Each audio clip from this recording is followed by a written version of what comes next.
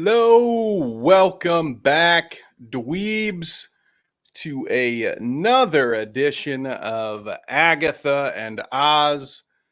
I am your very late and rarely consistent host. Sorry about that. Welcome, 1:30 a.m. out there overseas. What up, Kang? What up, Headbug? What is up, everybody? Apologies for the delay. I was dealing with an upload issue on our sibling station, Bite Size Sports, but I am here to talk Agatha All Along and the Penguin. Holy cow is what I'll say for another 2 more minutes. Both shows did a little more than I probably would have expected at this point in time. And for my money, that's been a good thing. I'd love to hear your thoughts. We'll get the warning out right away. Where is it? Where is my banner? We need it right there. Hashtag spoilers. That's the destination. Going to Spoiler City, folks. The stream bot running. Oh, my goodness. Is that a hint? Stu? Stu needs me to do some work. All right. Welcome, Stu. And welcome all of you. If you're new here, you may not know the drill. We will talk about Agatha All Along, episode 5 first, and then we will move on to Penguin, episode 3. So that way, our wonderful friends in the UK that are mainly here for Agatha can go ahead and go to bed if they would like. So, anywho, Agatha All Along, episode 5. I'm just going to start at the end because I think that's what everybody is dying to talk about, right? And then we'll walk it back and talk about all of the foreshadowing and crazy things along the way. I, for one, was very shocked that they would do all of that by episode 5. Not surprised by the reveal of Billy as Billy Maximov, the Wiccan character, but surprised that it happened the way that it did, and by the midway point of the show, and with so many casualties potentially. I mean, there's always the chance that everybody who just got thrown into the mud is going to be saved, but they really pulled the rug out from under this dude when all of that came out in the final few minutes of episode 5. Polar Knights, what is up? Why is the old man not here? Is James older than me? I don't even know. This is the one solo endeavor, a part-timer for me. Welcome, Polar. Glad to have you here. Just hanging out, chatting the current Marvel and DC shows that are running damn near simultaneously. So Agatha All Along took us for a ride, and I'm not just talking about the brooms. We had the moment there, a bit of foreshadowing, when it was Alice that went through the whole ritual, and at that moment, Billy went from being a familiar to part of the coven, right? Like he's doing the magic part with them, but also he's going to end up taking her place. Well, he takes everybody's place, doesn't he? What do we think? Do we think I can't imagine Agatha's done for the show, right? How do you do Agatha All Along and she's out by episode 5? I would appreciate the ballsiness of that move, but I don't know if Billy's got it character-wise to carry the whole story the rest of the way. I assume there's still a lot more to be done with Agatha and Jen and Lilia. But at this moment, it's just Billy and Rio. But there has been a lot of foreshadowing throughout the way. I shared a tweet in our Discord speaking of Lilia, that her premonitions were her telling Alice not to help Agatha. So that's pretty wild. They've been showing us the whole way. And then there was the moment when she sees uh, Agatha, a possessed Agatha, which shout out to the Evil Dead slash exorcism vibe of this whole trial. Really enjoyed the cabin in the woods. Definitely looked more like an exorcist demon than the demons from the Evil Dead, the Necronomicron demons. But there's a moment where she said, I hated this as much, or I hate this as much as I did the first time," and it calls back to, is it episode 1 or episode 2, where she just has a screaming fit and she puts her hands near her ears. It's the same moment. Like, that was the premonition she was having, and so they make a call back to that. And if you've been hanging out with those nerds long enough, you know how much I enjoy those things. I like that. Leave me little breadcrumbs that I can pick up along the way. Ooh, piece of candy. Ooh, piece of candy. That's what I like. Give me more of that. What is up, James? I appreciate you, sir. That's commitment. That is commitment to the group right there. That is an all for one, one for all situation. The Dweeb Musketeers, I appreciate it so much. I don't get why he banished the other two as well. Here's a thought, Headbug. What do you think about this? Here is a theory that I cannot take credit for that I've heard online. Let's say, for instance, the sigil was put on Billy, pardon me, was put on Billy by his mother. Could it potentially include other magics that would then sort of put him in uh, an auto magic defense mode? Like, was Billy consciously doing those things, or was this protective sigil activated in a way that at whatever point he got afraid of Agatha, or some kind of something could trigger it, and then it would be, in a sense, what Agatha has been arguing, because I have to bring in kind of 2 points together here, and this is another question for the group. Um, do you believe that it's possible that Agatha is not doing it intentionally? That if anyone shoots any energy at her, she's going to absorb it no matter what, and she can't quite control it? Because I believe that's what she was trying to say to Billy, that she can't control it. And it would be an interesting mirroring if they both in this episode did some pretty horrible things to their coven teammates, but didn't really have control, didn't really mean to take it that far. So I don't know if that's what I believe. I'll be honest with you. I haven't sunk in on any theory going forward. I'm still kind of like, what in the hell just happened? And where was Rio? Probably doing mistress death things to Alice, but there is always the chance that the beginning of this episode will start with Rio just undoing whatever Billy just did, because we know she is the Green Witch. So probably going to be able, although we know Billy is a young Avenger and going to be very powerful, and clearly had some decent power level. Can't forget Jen is bound. This whole thing for Agatha, she doesn't have her real power. She can do the labor intensive stuff. I guess they have this convenient enough loophole where it's like she can do all the magic she needs to do to get through the trial, but she's lost her magic. So I think that's why they included the part where Billy talks about magic of labor, to kind of say, okay, well, yeah, she's still a witch. She can still do magic.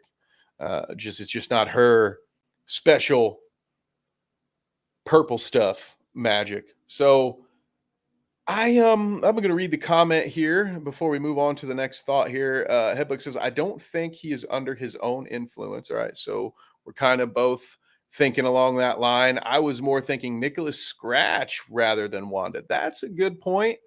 He does get heavily involved in the whole Ouija aspect. I will say, because it would be very off brand of me if I could not provide at least one criticism. They almost lost me with the Ouija board. I should have seen it coming. I should have known it would have been part of it, but I was like, oh man, not a Ouija board. We don't. It doesn't need it. We don't need it. Um, and the bit where she pretended to be Mrs. Hart, Sharon Davis, I think is probably just another bit of foreshadowing that we will see her spirit. I don't think we're done with her yet. I can't prove it, but I think Sharon Davis in some form, even if it's a ghost of some kind, will actually come back. And I think that was part because otherwise, check me if I'm wrong here, but otherwise that just doesn't make any damn sense to me. It was like a moment.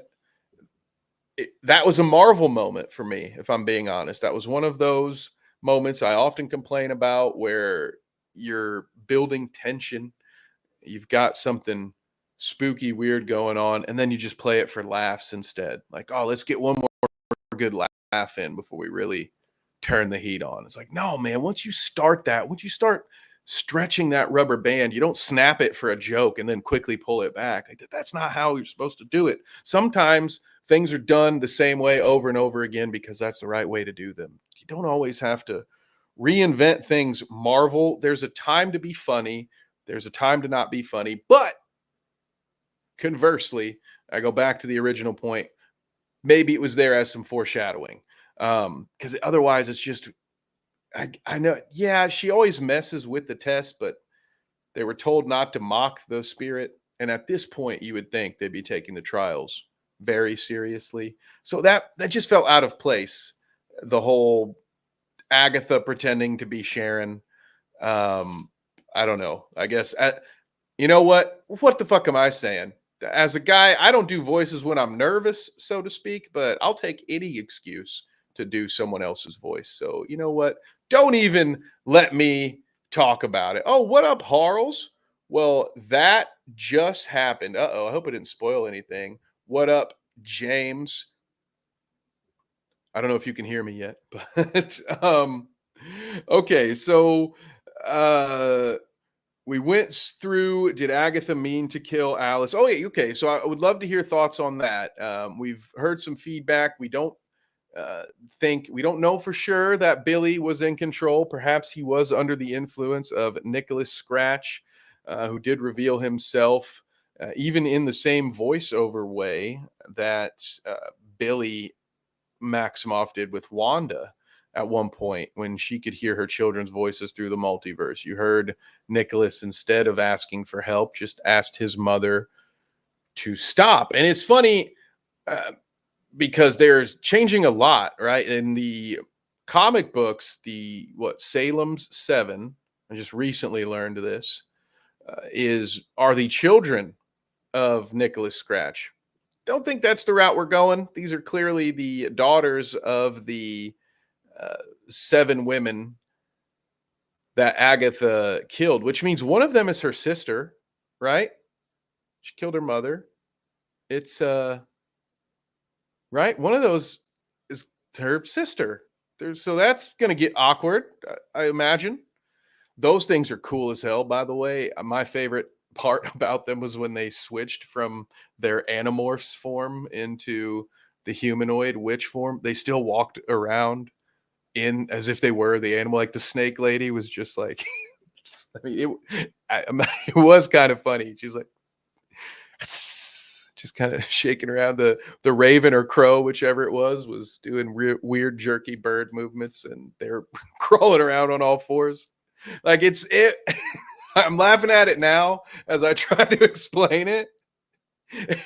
And I think on a rewatch, it'll probably be a moment of laughter as well. But it looked cool, I swear. It didn't look as goofy as it sounds. Not unless Nicholas traveled time and was very busy with the witch ladies. Shout out, Kang. I'm playing Silent Hill 2 and lurking in chat. Hopefully, the it's going a little better for you than last time. I do. Oh, I missed that game. That was one of my favorites back in the day. Headbug says, I have a feeling it's going to be a redemption arc for Agatha. Like instead of taking power, she chooses to give it and will revive all the people. That would make logical sense to me at the end. Okay, that's a good route to go. I'll be honest with you. I have not concocted a or an end game for this. Like I don't have an idea where I think they're going to finish it. So that's good. A redemption arc. I mean, it probably works.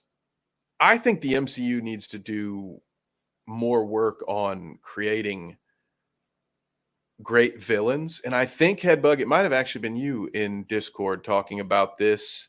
Um, talking about Kang, right? Kang the Conqueror, not Kang Elope. Almost as good. But Kang the Conqueror, one of my favorite comic book villains. Unfortunate, very sad about what happened to Kang in the movie universe. I understand it, I get it. Fuck that dude. But oh man, why did it have to be Kang? Why couldn't have been Gore the God Butcher? But I digress.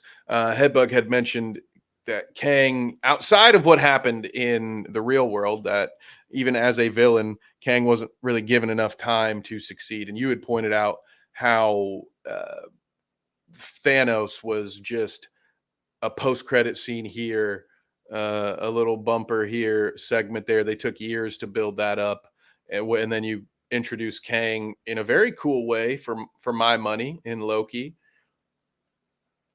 One of the few times a climax of a show, like it's just 20 minutes of dialogue, and I'm here for it. I was uh, I was meant to be. I was conditioned to be there for it because of my love of Kang, but still, it felt like they start off so strongly, and then the Ant-Man thing I felt like really deflated the character, regardless of what was going to happen. But for him to now be gone and replaced by Doom, and Doom being some sort of alternate Tony Stark. I know there's a reason they cast him as Robert Downey Jr. So whether or not he's Victor Von Doom in name, he's going to be the anti-Iron Man, which has been one of my biggest gripes about Marvel the whole time. So anyway, taking the fucking scenic route here, forgive me. I'm a genius, by the way. They say it's rambling. It's not rambling. I'm actually weaving here. And what I'm weaving into is the fact that the MCU doesn't have any good villains. So I almost would like make Agatha a villain for me. I'll take it. The redemption arc, I won't hate it anyway. To be honest, this show has already exceeded my expectations, so I'm just kind of along for the ride now. I'm just like, oh yeah, sure, yeah, I trust you. Whatever, you're you got this figured out. I have no idea what's going on. I wasn't expecting the Billy reveal to be until the last 3 episodes. Maybe it feels like a penultimate kind of deal. So they already got me on tilt, but I don't hate it. Headbug says, yeah, they do their bad guys so dirty.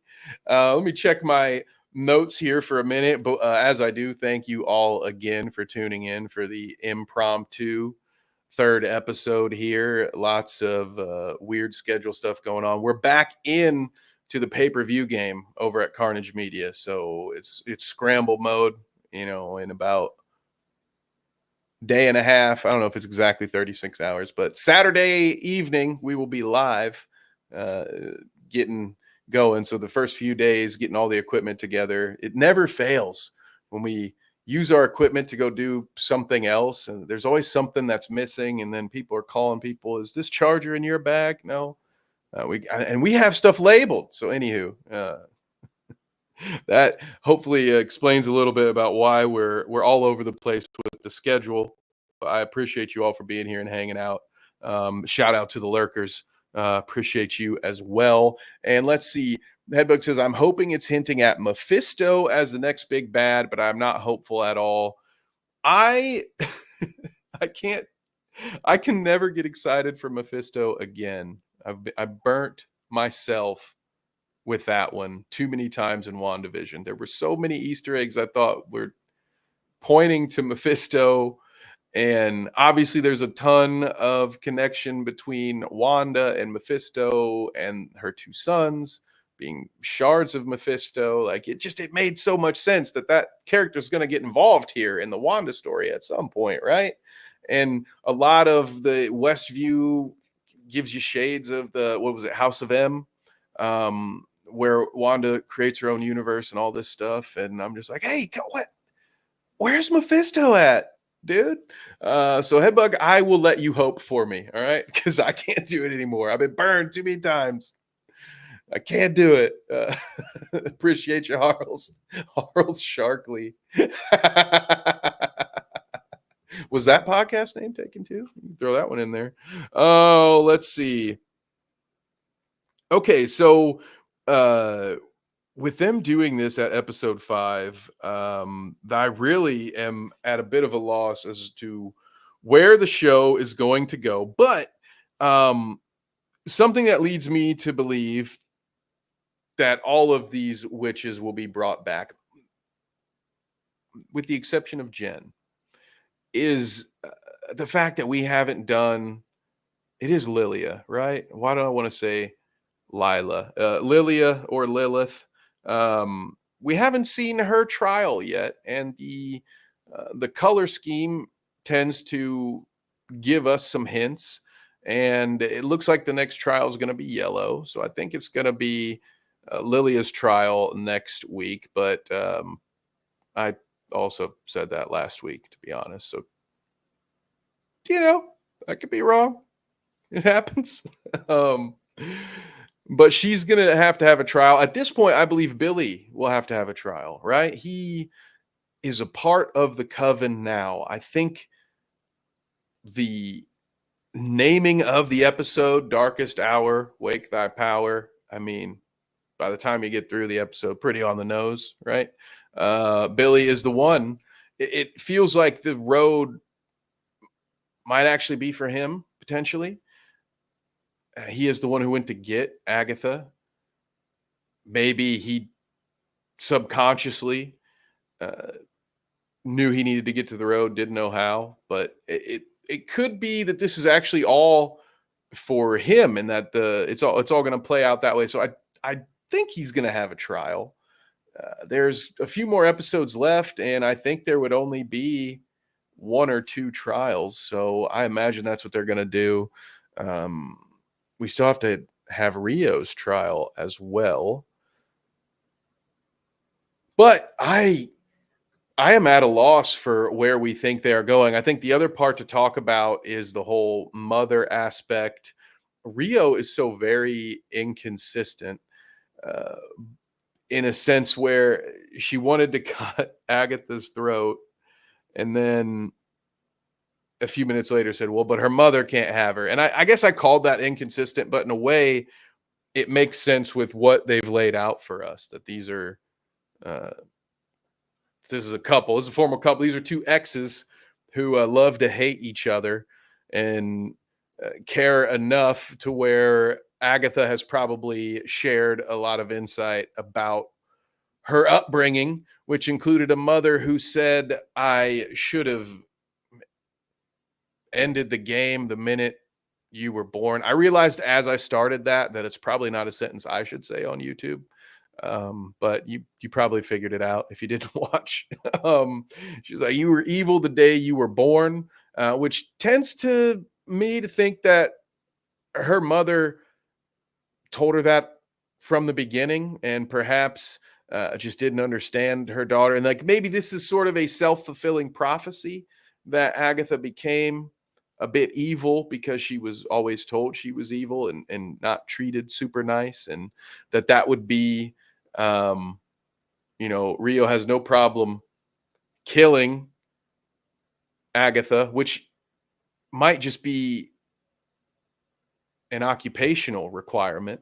And I'll get to that in a second, but she damn sure was not willing to leave her with her mother. So I think there's still more to be unpacked with the backstory there.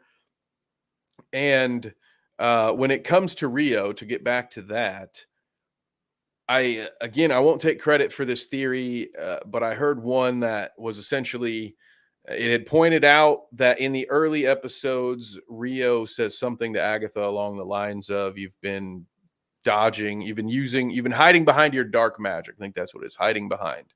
So, is it possible that, as previously referenced when Rio was talking about her scar and how she was doing her job and it hurt someone, maybe that was alluding to Nicholas Scratch? Is it possible that Rio has to take Agatha out because it's her time on this universe, but Agatha, because of her dark power, has evaded her fate, and her ex-wife is essentially her Blade Runner. If you know, you know. But I don't know. There's so much to that dynamic, and that little bit there. Um, I just I liked I don't know. It's weird to say I liked it a lot because the whole thing is it's just it's all sad stuff, but like there's just character development there. In those moments where you go from all four witches were ready to tie her up and only Billy was willing to save her, and Rio suggesting we cut her throat, but as soon as the big evil mother comes in, all of a sudden, like, no, I'm going to defend her from you, as if being with her mother was a fate worse than death. um and most people, when they think that, it's about their in-laws.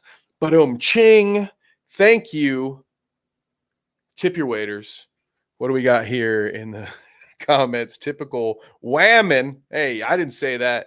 You said it, not me. I watched the first episode the other night. Kang, what are your thoughts so far? I know James also watched just one episode, I believe, as of yesterday. And the word I got from him, little inside scoop, was that he enjoyed it. And I think we are going to make effort to, I don't know if it'd be the final episode of Oz and Agatha, or if we're going to just incorporate it into a Monday stream. But when James gets caught up at the very end, we are going to talk about the series together, is the plan. So he liked it. It had a good first impression on him. What did you think, Kang? You like it so far? Awesome. Well, that is cool. Yeah, blah, blah, blah, easy for me to say. Uh, I was apparently debating between saying it grabbed me or it dragged me in. That's what happened. That's how my tongue got all twist turned upside down. So I'd like to take a minute and sit right here and tell you that I also like the show. I think that it really drew me in with the whole true crime aesthetic, or the detective series. What is that called? Mayor of something. Is it an HBO show? A couple of these shows they've referenced are not programs that I've watched, but I still dig the aesthetic, how it's somewhat aligned with WandaVision. And as far as a mystery goes, yeah, they've got me all twisted up. Hence the name of today's episode, the Kate Winslet Show. Yeah, that's right. It's Mayor of something. And I remember that just because, like, the name Mayor is a choice. Like, that's, I mean, a good choice, I would say, because it sticks in your head. Not everybody is named Mayor of East Town. Thank you. Which is what they do, like Agatha of Eastview. All right. Perfect. Thank you. That was going to hurt my brain. Okay. So we've hit 28 minutes. I have hit most of my notes on Agatha. Is there anything else in the chat? If there's anything else that I've missed, or you want to talk about before we pivot on to the Max program, the beloved Penguin Show, let us know. Penguin Headbug says, "Can I sleep now?" You can.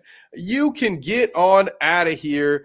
I will go through the Penguin episode now. I have a ton of notes on the Penguin, and thank you for hanging out, Headbug. Greatly appreciate it. If any other Agatha fans are leaving us, just let me know if you have any thoughts for where this goes.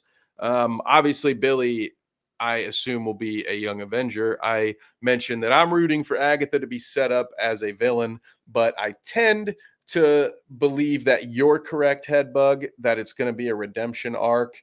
And I really don't know what to think about Rio. Will we get more Aubrey Plaza in the MCU, or is she just a secondary antagonist slash untrustworthy ally? A very Uncharted Like anyone Nathan Drake dates, that kind of is what Rio feels like right now. Like you just know the screw over is coming soon, right? Anyway, have a great night, Headbug. We appreciate you. And moving on to Penguin episode 3. First and foremost, before I get into the spoilers, before I get into anything, I want to take a moment to shout out Bob Moses, who makes absolute bangers. Holy shit. We had a Baron Zemo moment for my money in this episode of The Penguin, where our good buddy Oz is hanging out in a nightclub, the kind where you drink Bailey's from a shoe. And Bob Moses' song, I got to find it. I'll grab it. I'll post it in the Discord. But holy shit, it was a sick beat that came in. And because of that, I Shazammed it. And that whole album is very nasty. If you remember the Zemo dancing to I Came for the Low, it was something like that where I was like, oh, goddamn, this Gotham nightclub's got it going on. And that, of course, was a pretty cool song to be playing while they were slinging the bliss. But again, big old spoiler alert. All right, I'm going to slap it on here. Hashtag spoilers. We're going to get into all of it right away. I loved the intro to this episode, starting from the way he meets up with his girlfriend. It was Graciela, however you say it. And he's got a package in his hand, and he essentially said, I got to go drop this off. I'll meet you there. And so it leads you to potentially believe we're in the present day, we're in the current timeline, and he's got to go drop something off for Oz before he can meet his girlfriend. But no, he's actually going home. This is a flashback, and this scene takes place during a point in time that is in the Batman movie. And if you've been here long enough, honestly, if you've been here for the first 32 minutes, you've heard me talk a little bit about this whole tension deal. But if you've watched our earlier programs, you know how often I like to bring up this anecdote that Alfred Hitchcock would bring up about tension in cinema and how to do it. And he would use the example of a bomb under a table. And to quickly go through it for anyone who's new, if you have a scene where two people are talking and then boom, a bomb goes off, yes, you have holy shit, what just happened for about 10 seconds. And then people are, rightfully confused, excited, whatever. It has an effect. Don't get me wrong. But as he would say it, you show the audience a bomb is underneath that desk. And then you have two people talk about baseball for 5 minutes. You'll have everyone or most people in the audience on the edge of their seat saying, come on, you idiot, quit talking about baseball. Get out of there. Don't you know there's a bomb in there? And this was almost literally one of the closest adaptions of that idea put onto the screen, because once you realize it's not present day, he's not working for Oz, and he's arguing with his parents and saying we're going to go watch the fireworks from the courthouse. You at that point, like you know what's coming, and there's nothing you can do but just sit there and wait for it to happen and see what happens when it does. So I was hooked from the intro in, and all of that happened before the credits rolled, where they once again, I know a lot of channels have pointed this out. I love the way they're using the G in the Penguin when they do that fade in. Episode 2, it was to make it look like Oz had the stereotypical Cobblepot nose, and this time it looked like a tear running down Victor's face. So these things are so well crafted to me right now. I never thought I would say in a Batman program that like Batman is the least of my worries. This is just a really good mob crime drama show right now, and it is hitting all of the marks for me currently. And Nate says, what if I don't want to wait? Yeah, I mean, you don't have to, I guess, you can just get the boom explosion. I would say, Nate, Michael Bay would be right up the alley. Or, Nate, I'm going to be talking about it on this channel here soon. But shout out to Nate because he sat through Netflix's The Deliverance with me, and we're going to review it. I'm going to strap myself into a chair and watch it one more time and take notes. But wow, what a performance by Glenn Close in that movie! Quite a movie. Nate was there. Nate, let him know in the comments if you have any thoughts on The Deliverance. I can't wait to talk about it. Shout out to Indiana. Oh, let me know because I'll join. Let's do it. Yes, you saw it, folks. You saw it here live. Nate will be joining us here soon to talk about The Deliverance. I will reach out to you after the show, brother. We will definitely talk about that. That will be awesome. One of my brothers from Bite Size Sports. I'd love to have you on here on Dweeb to talk about that movie. I know we had a good time sitting through it. Not always for the reasons that the filmmakers would want, mind you, but we had fun with it. So I think y'all will have fun with it when we put that together. Be sure you're following us on Twitter if you want to be updated, or join our Discord because we have a nice little ping bot that will say, hey, those bald dudes are live. Get after it. So, speaking of getting after it, we've got a few things to discuss. Who is the hangman? Because everything that we have been shown so far in this episode really alludes to the idea that Oz lied about Sophia potentially. That's kind of where I'm getting. That's what I'm getting from it anyway. He definitely screwed her over one way or another. And when Victor is nervous about answering the door, when Oz has to take the call from Sal Maroney, and he's like, "She's the hangman. But don't believe everything you read, kid. Don't believe everything you see in the papers." I don't know. I'm working on it. I'm working on it. God damn, it hurts.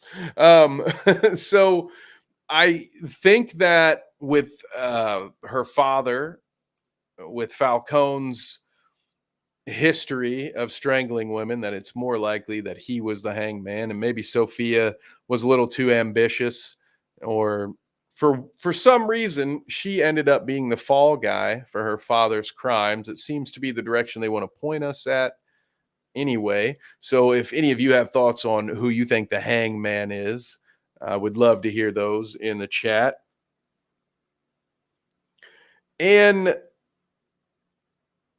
oh, I lost my spot here. The other one I want to talk about, we've got Maroney is on to the Penguin the whole time. He takes a call from Maroney to start things off. It I wonder if they're going to reveal what has happened there, because I don't know if Sal was actually responsible for keeping an eye on Penguin. I think it was really just his wife. Like, they really set up that the wife does not trust Sal. Obviously, Sal couldn't have been there himself, but it was weird that she showed up for the final scene to grab everybody. Sleek says, Boney Maroney. Shout out, Sleek. What is up? Thank you for hanging out.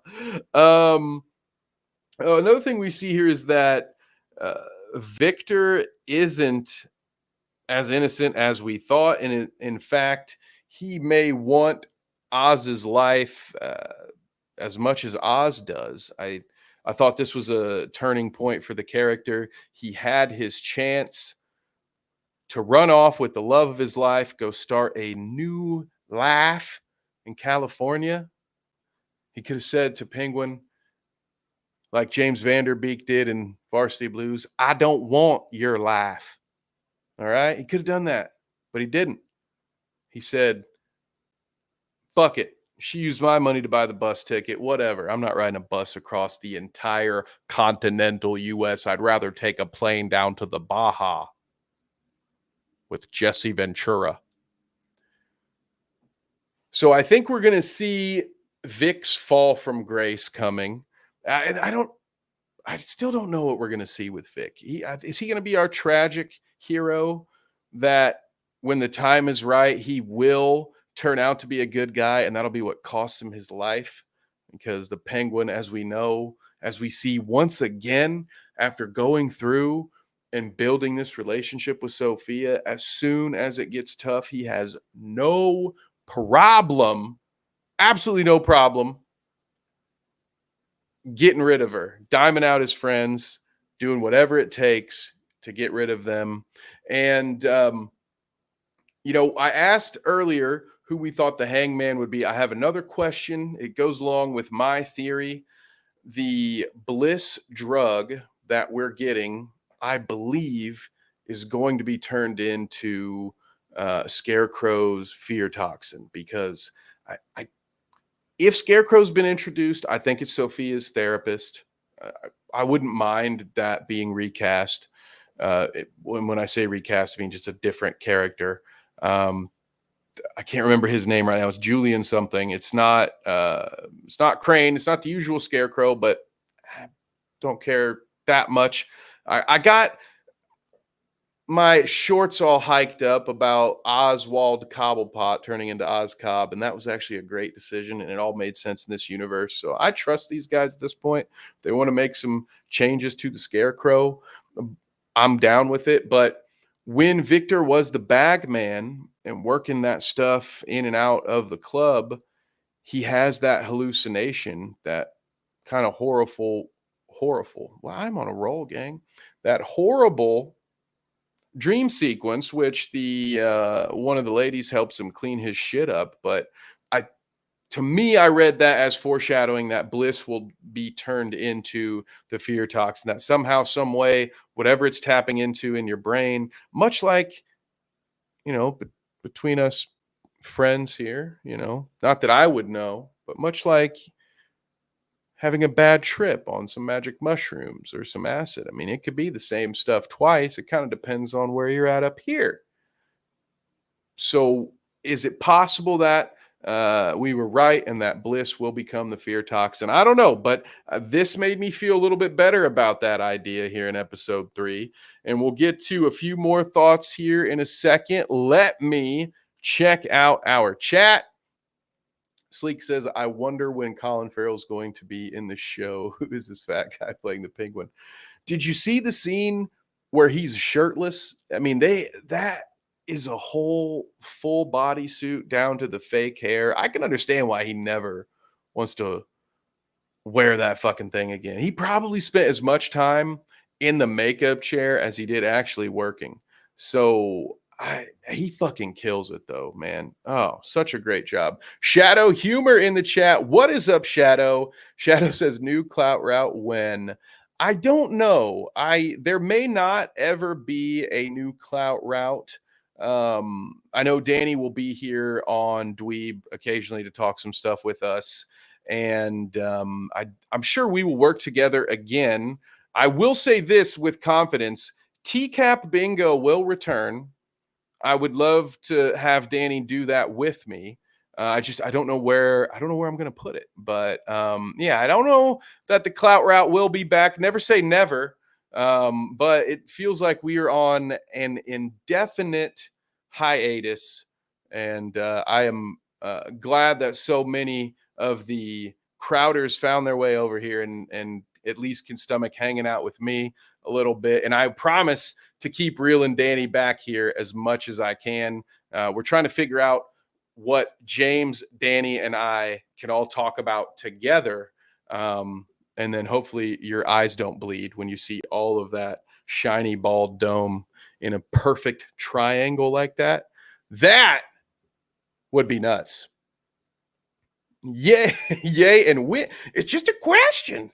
You know what? To be honest with you, I feel like I owe you guys a TCAP bingo. Because when the whole thing kind of ended, we had one that was like, I had been laying some teasers out for that pedophiler. So we need to get one going. I guess I just need to figure out like what channel to put it on. It may just be me doing it, me and the bingo card. So if you guys would still be down to do that while we work some things out, I would love to bring that back.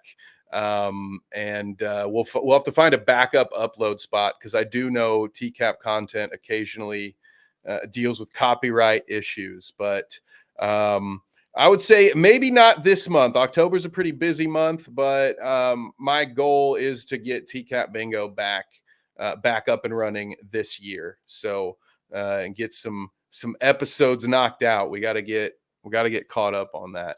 Kenglip says, I miss Danny. Yeah, I can report, Danny is doing well. And I look forward to making more content with him. We love having him over on Dweeb.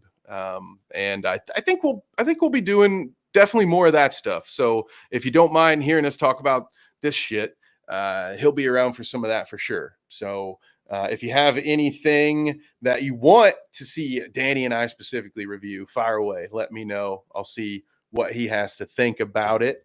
But shout out to all of you. Appreciate all of the Crowders. Anybody from the Clout crew. You all are awesome. And especially the fact that you came over here to hang out means a lot. I greatly appreciate it. I know James is grateful as well. A part-time Crowder himself. He knows where a lot of you guys came from. So we're just a trio or a couple of humble eggs that are honored to hang out with you guys a few times a week. So what else do I have to say about the Penguin? Once again, look into Bob Moses's music. I highly enjoyed that scene.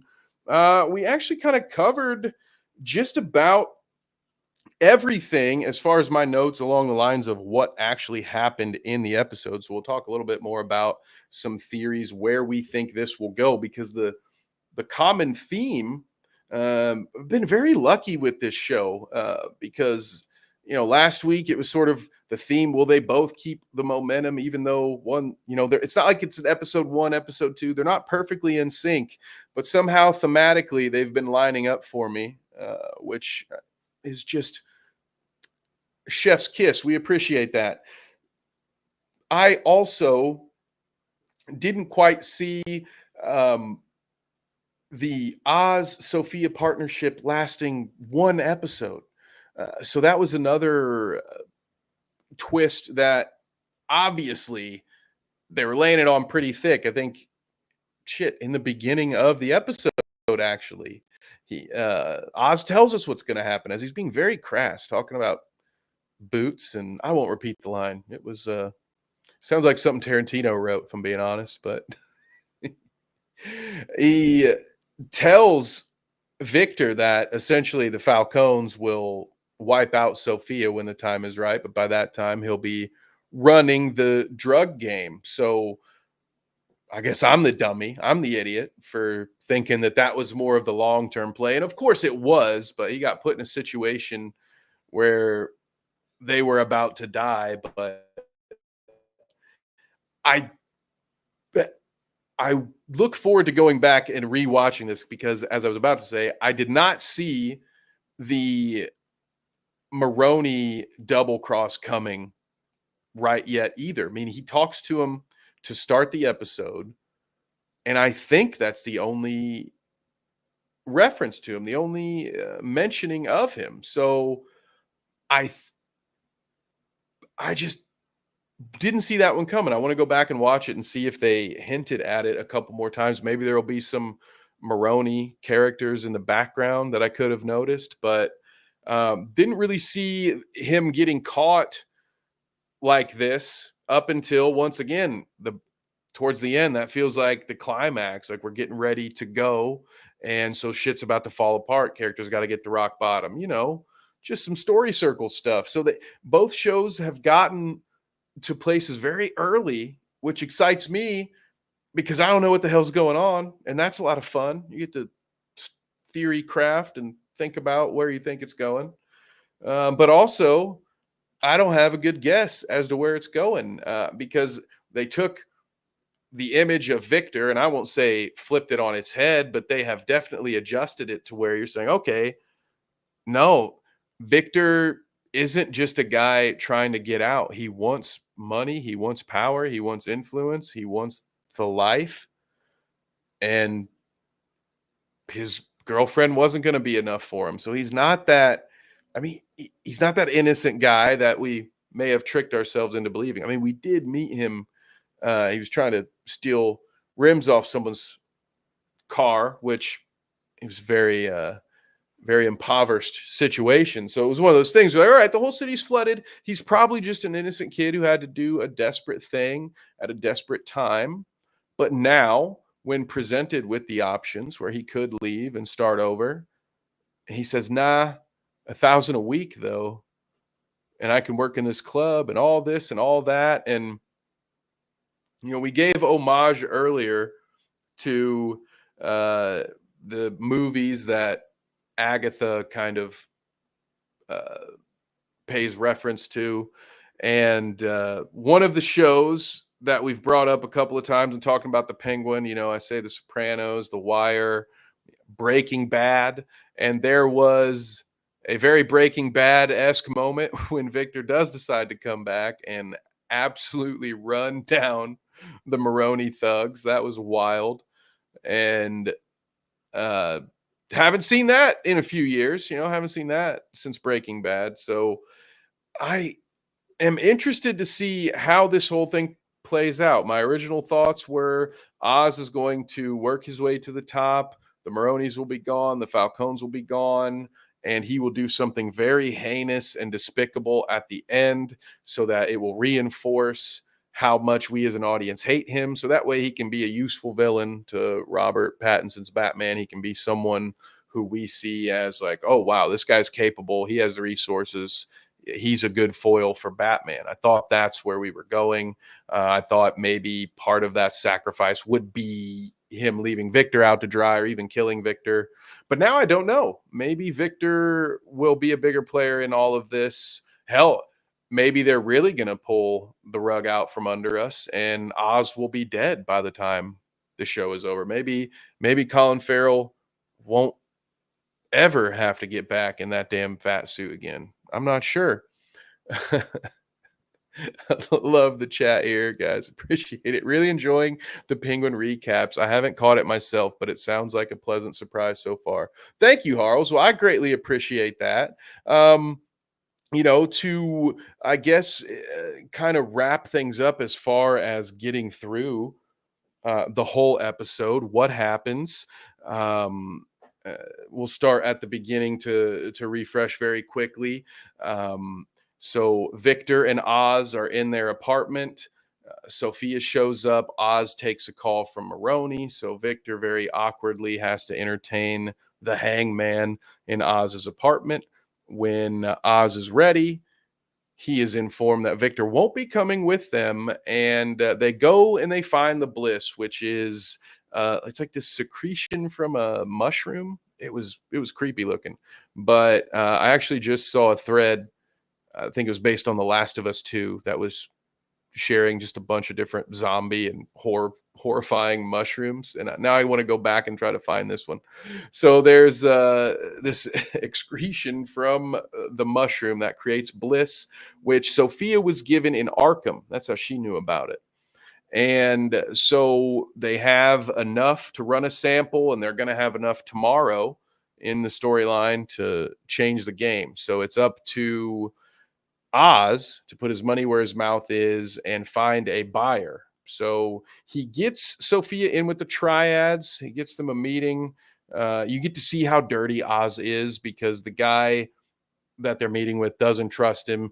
Someone did the math. Shout out to whoever did that damn math because he brought like well over $1,000 worth of liquor bottles to meet with this lieutenant within the triad so they could get a meeting, and that guy's ready to kill him.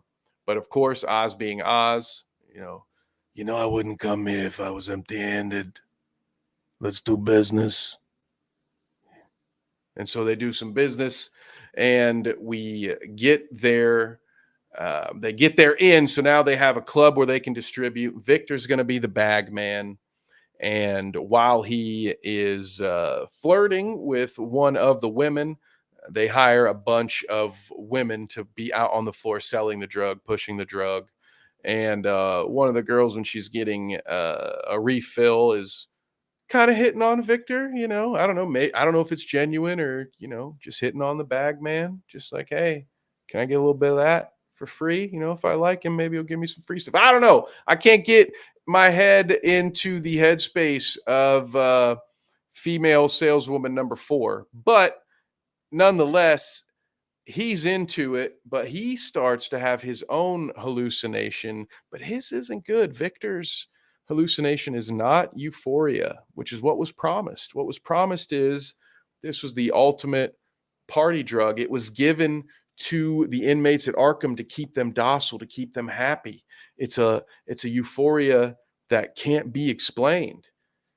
But this guy is seeing the water from the destroyed city walls just rushing down. He's crying in the middle of a dance floor until the woman finally kind of snaps him out of it and helps him pick up all of the drugs he spilled on the floor, which, by the way, none of these people try to steal from him. That he was very lucky for that.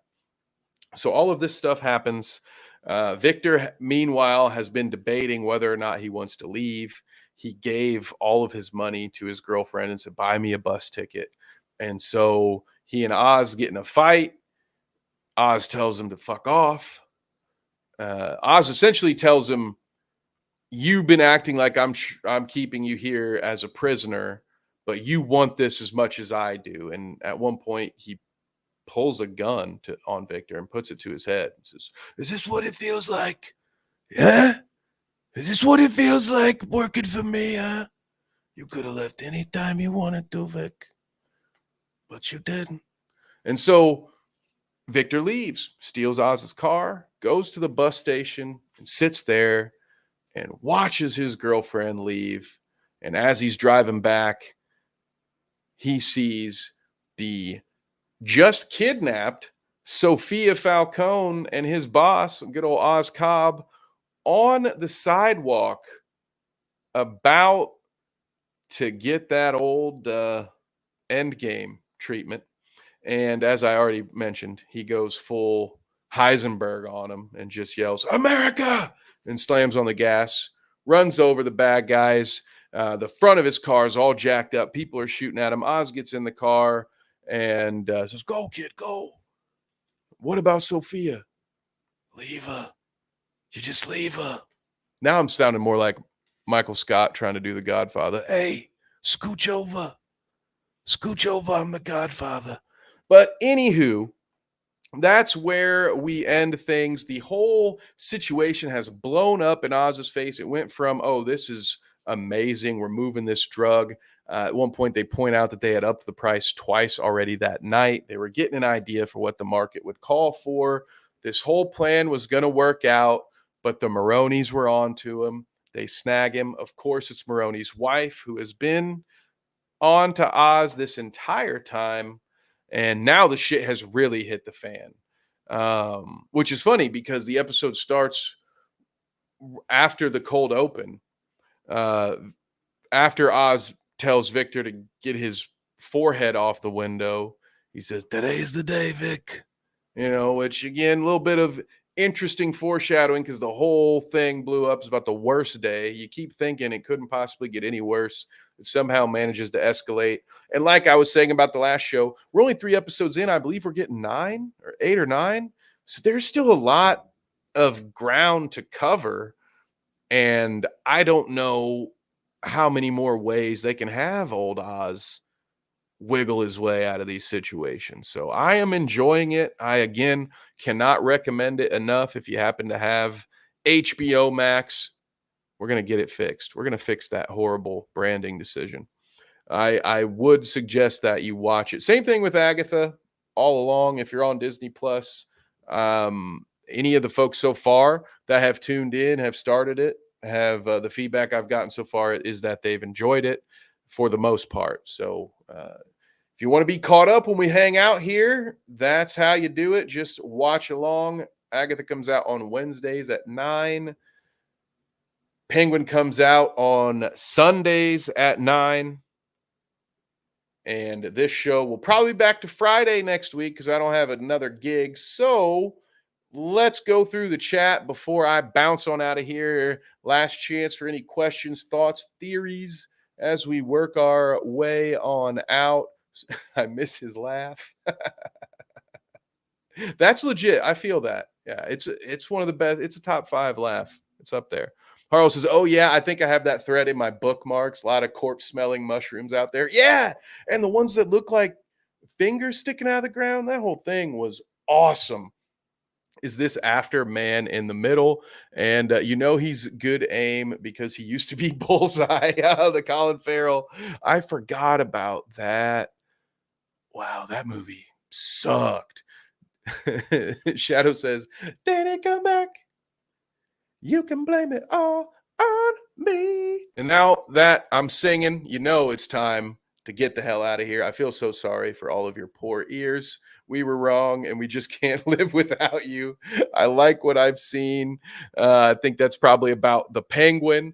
Thank you all again. I greatly appreciate you coming through and hanging out. We're going to have the Monday show again, of course, Wednesday for Han Shot First, 9 p.m. on Wednesday. We'll be talking about the beginning of season 2 of Rebels. I don't know exactly which episode. Got to talk to Captain James about that one. But we will be back on Monday to talk about all the other interesting stories in the nerdy news world. Y'all have been great. Let me say an individual thank you. Thank you to Kang, Headbug, Polar Knights, James, there he is, Harles Barkley. We've got down here Nate, good old Nate Dog, future guest. Can't wait for that. Sleek the Geek and Boney Maroney, Shadow Humor. Always appreciate you guys coming through. Especially when I'm doing these solos, y'all make life a lot easier for me and it makes it a lot more fun. So have a great rest of your week. Hope you get an early start on your weekend. We'll see you. See you on Monday, gang. Peace out.